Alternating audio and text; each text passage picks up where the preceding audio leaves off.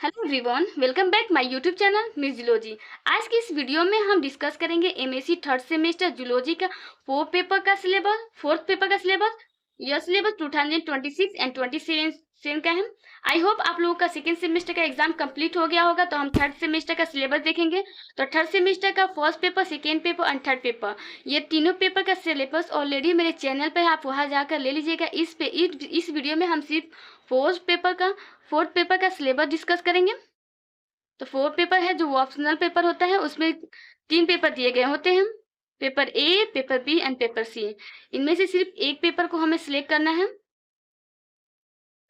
पहला पेपर होता है फिशरी बायोलॉजी, या दूसरा एंटोमोलॉजी, या तीसरा सेल बायोलॉजी। तो इन तीनों में से जिस टॉपिक में आपका ज्यादा इंटरेस्ट है वही आप ले सकते हैं पेपर। तो इन्हीं 3 पेपर का सिलेबस इस वीडियो में हम डिस्कस करने वाले हैं। तो चलिए स्टार्ट करते हैं। यहाँ देखिए ऑप्शनल पेपर, यहाँ नोट्स में दिया हुआ है, the student has to select any one paper form for A, for B and for C. किसी एक पेपर को सिलेक्ट लेना है हमें। तो हर एक तो तीनों पेपर का सिलेबस हम देखेंगे इस वीडियो में। पेपर ए फिशरी बायोलॉजी को देखेंगे, पेपर बी में एंटोमोलॉजी और पेपर सी में cell biology.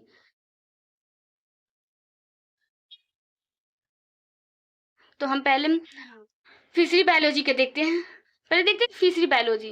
What is the fishery biology? Fishery biology क्या है? तो फिशरी बायोलॉजी ना जीव विज्ञान की वो शाखा है जिसमें मछलियों और अन्य जीवों की आबादी, उनके जीवन चक्र, पर्यावरण और उनके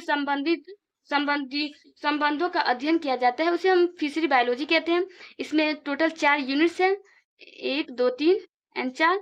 और हर यूनिट्स में क्या क्या हेडिंग है ये देखेंगे हम। पहला यूनिट फिश टेक्सोनोमी, इसमें देखना है हमें classification of fish up to orders as propose by Ellis Berg 1940, Romers 1959, Greenwood 1966 and Paget L 1989। तो ये कह रहा है ना, इसका मतलब है कि जो ये साइंटिस्ट है एलिस बर्ग, रोमर्स एंड ग्रीनवुड्स एंड पॉगेल्स, इन साइंटिस्टों इन वैज्ञानिकों द्वारा दिए गए मछलियों का क्लासिफिकेशन और उनके ऑर्डर्स का हमें स्टडी करना है। और दूसरा systematic taxonomy, study of fresh water यानी मीठे पानी एंड मेराइन समुद्री फिश ऑफ फॉलोइंग ऑर्डर्स। ये कह रहा है कि निम्नलिखित यानी दिए गए ऑर्डर्स में समुद्री, मेराइन एंड फ्रेश वाटर की मछलियों का वैज्ञानिक वर्गीकरण, साइंटिफिक स्टडी हमें करना है। तो ये 6 ऑर्डर दिए गए हैं।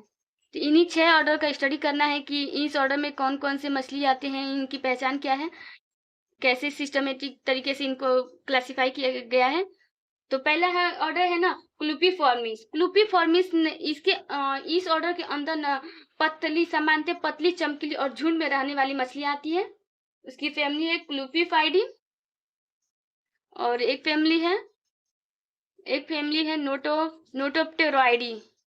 नोटोप्टेराइडी। दूसरा ऑर्डर है बेलिनीफॉर्मिस में ना सुई जैसी लंबी मछलियां का ये ऑर्डर है। जो सुई जैसी लंबी मछलियां होती है ना, इसी ऑर्डर के अंदर आती हैं। और उसकी दो फैमिली है इसमें, बेलोनिडी एंड हेमीरैम्फिडी। तो ये ना जो बेलोनिडी है, इसमें नीड फिश यानी जिन मछलियों का मुंह और शरीर लंबा वो नुकीला होता है, वो मछलियाँ इस फैमिली के अंदर आती हैं। और हेमीरैम्फिडी में हाफ बीम यानी जिन मछलियों का निचला जबड़ा ऊपरी जबड़े से लंबा होता है, वो इस फैमिली के अंदर आती हैं। और तीसरा, चौथा, पांचवा, छठवां ये ऑर्डर है। आप इन सब ऑर्डर का देख लीजिएगा। अब सबको एक एक डिटेल में डिस्कस कर लेंगे तो वीडियो ज़्यादा लंबा हो जाएगा। तो आइए सेकेंड यूनिट देखते हैं। Second unit identification of fish यानी मछलियों की पहचान। इसमें हेडिंग है study and preparation of identification key of the fish of following orders with suitable diagrams, fin formula, local and biological means. इसका मतलब कह रहा है ना, दिए गए ऑर्डर्स की मछलियों की पहचान करने के लिए उनके पंख, फाइन, फॉर्मूला, स्थानीय नाम और बायोलॉजिकल नाम की स्टडी करना है। बायोलॉजिकल जो नेम्स होते हैं उसकी स्टडी करना है। तो इसमें पहला ऑर्डर है ना ओफियोसिफेलिफॉर्मिस। ओफियोसिफेलिफॉर्मिस, ये ओफियोसिफेलिफॉर्मिस इस ऑर्डर में ना जो सांप जैसे सिर वाली मछलियां आती है, इन्हीं ऑर्डर के अंदर आती है। जिन मछलियों का सर सांप के जैसे होता है, सॉरी, वही मछली इस ऑर्डर के अंदर आती है। उसका एक एग्जांपल है ना चन्ना पंकटा। चन्ना पंकटा एक ऐसी मछली है जिसका सर सांप के जैसे होता है। दूसरा ऑर्डर है सैप्रिनिफॉर्मिस। सैप्रिनिफॉर्मिस, गला खराब हो गया है, सॉरी। कार्प तथा उससे संबंधित मीठे पानी की मछलियां, मीठे पानी जैसे इस ऑर्डर के अंदर एक एग्जांपल है कटला कटला एंड रोबियो रोहिता। ये मछलियां है इन्हीं ऑर्डर के अंदर आती हैं। और तीसरा ऑर्डर है फॉर्सिफॉर्मिस। पंच जैसे मछलियों का ऑर्डर है ये। तीसरा unit, study and preparation of identification key of the fish of following orders with suitable diagrams, fin formula, local and biological name. ये सेम चीज, यही सेम चीज यहाँ पर कर रहा है, यही सेम चीज यहाँ पर कह रहा है ना। इसका मतलब दिए गए ऑर्डर की मछलियों की पहचान करने के लिए उनके फाइन्स, पंख और सूत्र और स्थानीय और बायोलॉजिकल नाम की स्टडी करना है। तो इसमें पहला ऑर्डर है टेट्राओडेंटिफॉर्मिस। टेट्राओडेंटिफॉर्मिस, ये फूले हुए यानी गुब्बारे जैसे मछलियों का ये ऑर्डर है।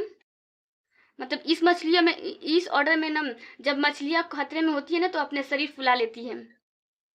और दूसरा ऑर्डर है क्लूपीफॉर्मिस।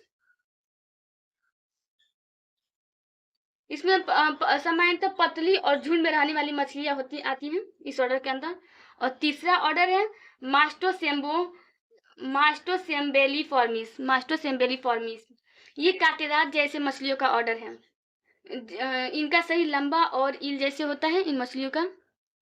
और सेकेंड यूनिट में दूसरा हेडिंग है scales in fish find in their origin. मछलियों के शरीर में पाए जाने वाले स्कल्स और उनका विकास कहाँ और कैसे होता है इसकी स्टडी करना है। टेल्स इन फिशेस, मछलियों में पूंछों की संरचना और उसके प्रकार देखना है। तो आइए चौथा यूनिट और की बढ़ते हैं।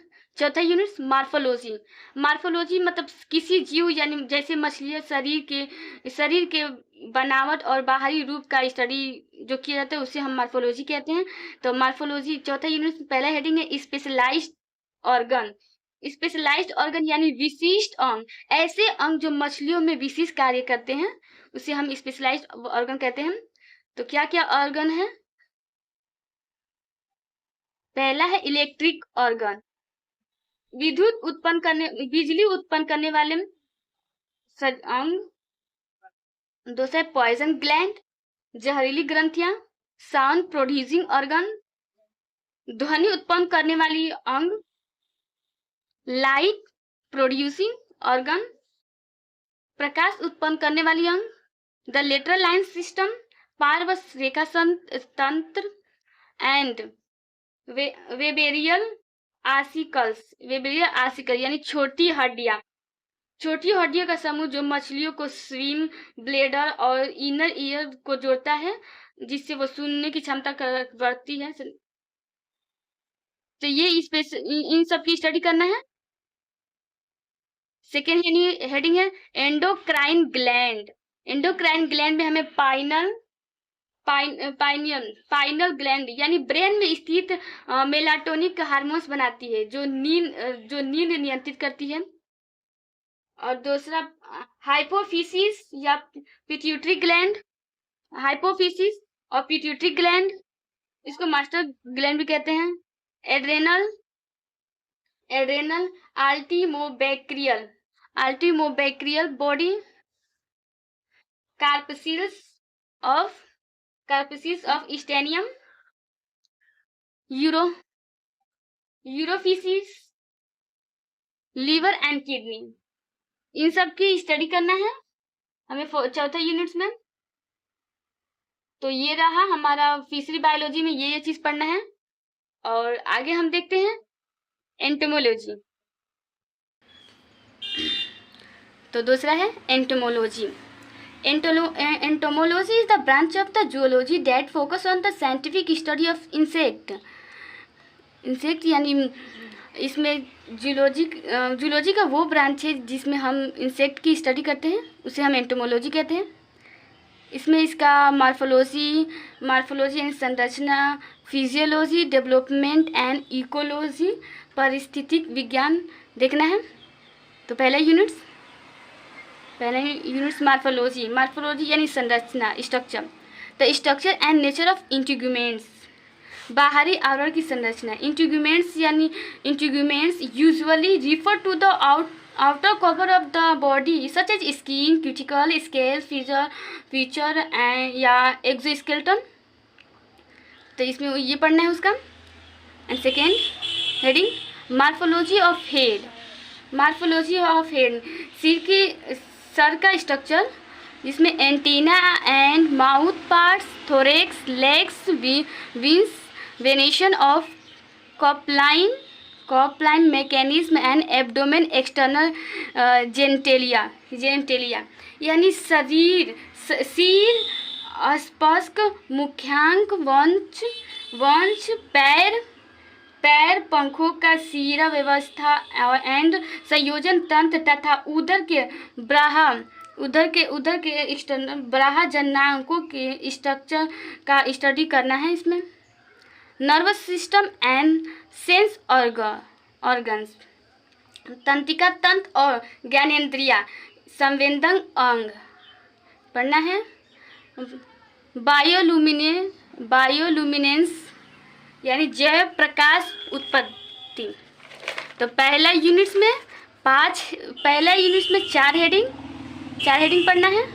और दूसरा यूनिट्स फिजियोलॉजी में पढ़ना है anatomy of digestive system and nutritional physiology, nutritional requirement, feeding behaviour and food utilisation.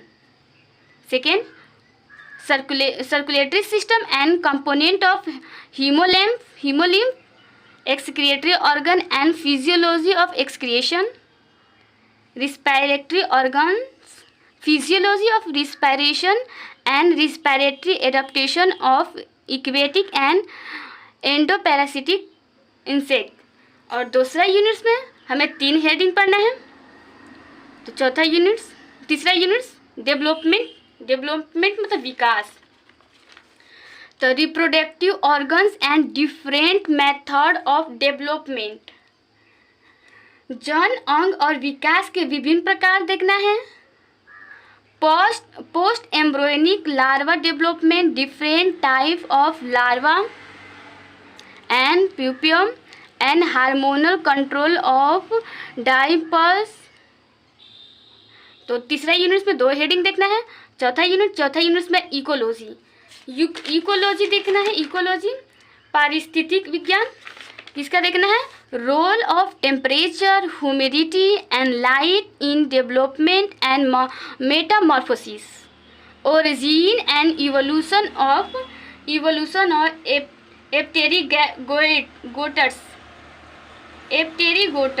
एप्टेरिगोटर्स का मतलब होता है ना बिना पंख वाले कीट्स, एंड टेरिगोट्स के पंख वाले कीट्स एंड देयर इंटररिलेशनशिप। इन दोनों के बीच, बिना पंख वाले कीट और पंख वाले कीटों के बीच का हमें रिलेशन देखना है। तो ये दूसरा एंटोमोलॉजी का 4 यूनिट्स। पहले यूनिट्स में मार्फोलॉजी, सेकेंड में फिजियोलॉजी, और थर्ड में डेवलपमेंट, और फोर्थ में इकोलॉजी पढ़ना है एंटोमोलॉजी में। अब तीसरा पेपर की ओर देखते हैं। तीसरा पेपर सेल बायोलॉजी, कोशिका विज्ञान। तो cell biology is the branch of the science that they'll study the structure, function and behavior of cell which are the basic unit of life।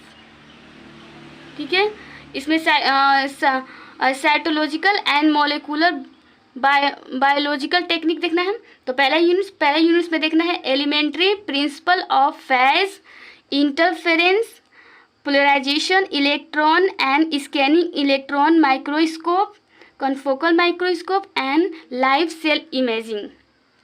पहले यूनिट्स में ये देखना है। और दूसरा units theory and application, theory और उसके application देखना है। फ्रीज ड्राइंग मतलब सुखा जमा कर सुखाना।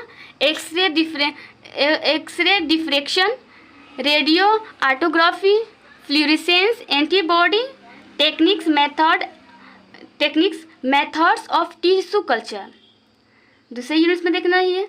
और तीसरे यूनिट्स में theoretical basic of colorimetric and biochemical estimation of nucleic acid proteins, chemical basis of fission and cytochemical localization of protein, lipid, glycogen, RNA, DNA, phosphates, esterases and oxidases। चौथा unit में देखना है principle of centrifugation, chromatography, electrophoresis, agar PAGE in western blotting, DNA and protein isolation, polymerase chain reaction, southern blotting, DNA fingerprinting, EMSM. तो ये तीसरा paper cell biology में 4 units में ये चीज़ देखना है। तो इस वीडियो में हमने तीनों पेपर को देखा। पहला fishery biology, entomology and cell biology. I hope you understand. अगर आपको MSc third semester first paper, second paper and third paper का वीडियो चाहिए तो वीडियो हम नीचे डिस्क्रिप्शन में डाल देंगे, आप वहाँ से जाकर ले लीजिए। और नहीं तो आप मेरे चैनल पे भी जाकर ले सकते हैं वहाँ से भी। तो आप लोग कमेंट करते नहीं हैं कि कैसे क्या क्या आपको चाहिए। आप कमेंट किया कीजिए कि आपको क्या क्या चाहिए एमएससी में, बीएससी से सिलेबस चाहिए, उसका टॉपिक चाहिए, ताकि हम प्रोवाइड कर सकें time according. Thank you for watching. जय हिंद, जय भारत।